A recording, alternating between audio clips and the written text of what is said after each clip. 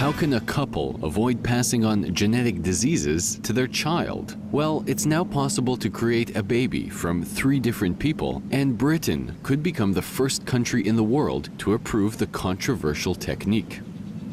Women with faulty mitochondria, that's the energy source in a cell, can pass defects onto their child that often results in diseases such as muscular dystrophy and mental retardation.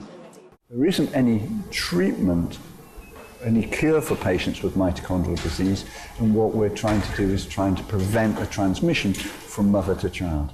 Scientists are now able to prevent that transmission by taking only the healthy genetic material from a mother's egg and transfer it to a healthy donor egg that has its own DNA removed.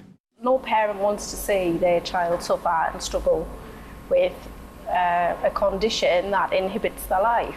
You want the best for your child, and if they can stop these genetics and like hereditary genetic conditions being passed on, that's all well and good. That's just an excellent thing. But some groups oppose artificial reproduction techniques and believe the destruction of eggs or embryos to be immoral. As a scientist, I'm not that impressed with it, but what really concerns me is that once we allow this and we cross this crucial ethical line, which has been put down in the line in the sand by governments and ethicists around the world for the last 20 years, that we simply shouldn't genetically alter human beings.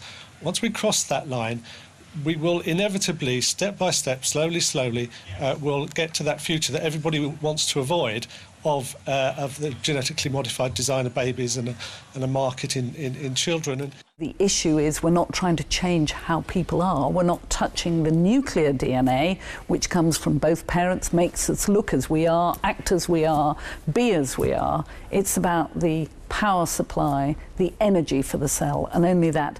If British lawmakers agree later this year, the UK would become the first country in the world where the technique could be used to create babies. Experts say the procedures would likely only be used in about a dozen women every year.